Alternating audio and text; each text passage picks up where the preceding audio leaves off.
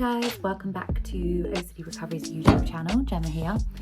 I wanted to talk today a little bit about one of my compulsions, which I don't think I spoke about much.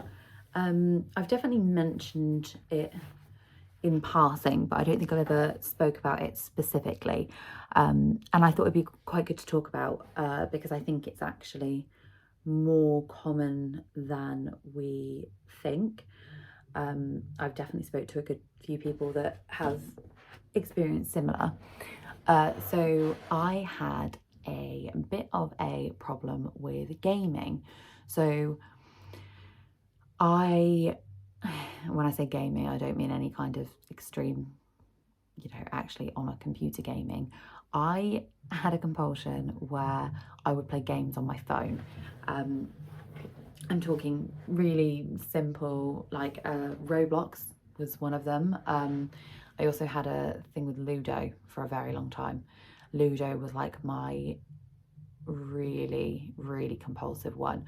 I would sit on it every single night without fail. So for me, which seems to be the opposite to a lot of people, my anxiety was worse at night.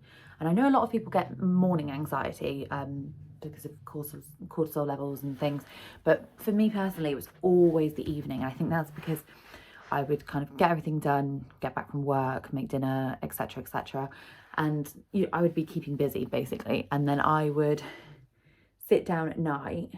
And I mean, don't get me wrong, there were points where the anxiety was so bad all day every day that even the really bad evening anxiety just felt like normal, because the daytime anxiety was also as bad. But when it wasn't quite as bad during the daytime, it would still be really, really ramped up in the evening. I just remember sitting there every single evening and like just feeling like so depersonalized, so derealized, just like, wow, like what is this? What is going on? Like, why is my brain like this? And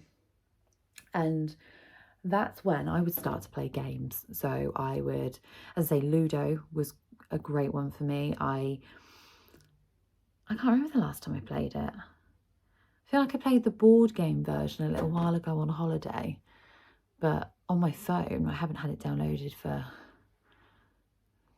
year or so, maybe a year and a half.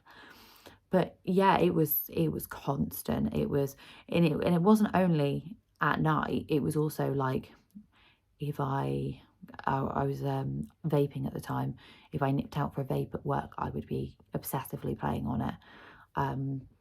I also liked like Sudokus and things like that, but Ludo was my big one. Any spare second I got, I would be playing on it. And at the time I thought I just love it. I'm just, really, really into this. Because I would play like online with other people and stuff as well. And, you could build up a pot of money, and I was constantly trying to like get more and more and more. So I'm quite competitive. So that kind of fed that for me. But it was mainly, I was just doing it to distract myself from how I was feeling. If I had a second spare, I didn't want to think. I didn't want to think any more than I already had to, with the constant rumination all day, every day. That felt like more than enough. I didn't want to add to that and go, well, every spare second I've got, I'm going to be thinking about it even more. I'm probably going to start engaging with it, because I'm not just letting rumination happen at this point whilst I'm busy. I'm not busy, so it's all I'm going to think about. So as soon as I had any form of downtime, immediately I was on it all the time.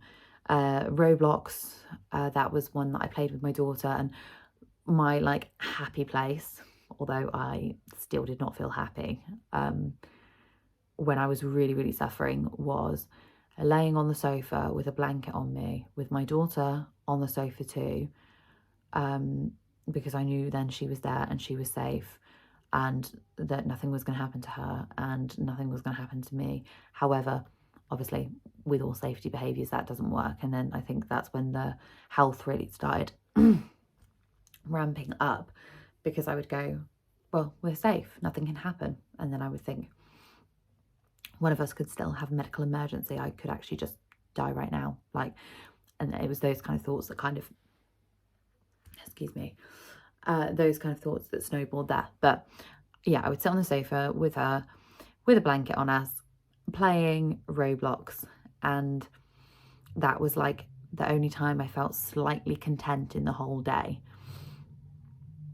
And it just, I felt like I was slightly distracted, and it was just the two of us, so I was happy because I didn't have to kind of put on a front for anyone. I just felt slightly at peace, and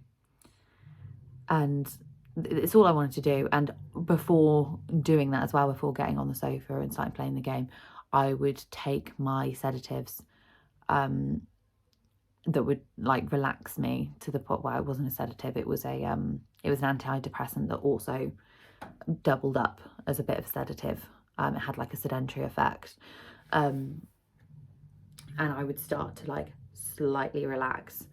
But that's such a compulsive behavior. It was such a, because it was pure avoidance. It was, I'm going to look at nothing else and think of nothing else. I'm just going to have this game in front of me and I'm going to pay all of my attention to this. And yeah, it was really hard to get out of that, actually, because every minute I had spare is all I did. So for me, it was very much a case of, this is not something I'm going to be able to balance. This is something I'm going to have to cut out completely. And then, you know, maybe I could gradually reintroduce it. And I don't think I ever reintroduced Ludo. I don't think I ever played it again after removing that one. And only, I think I didn't play it for such a long time because I needed to get out of that compulsive behaviour.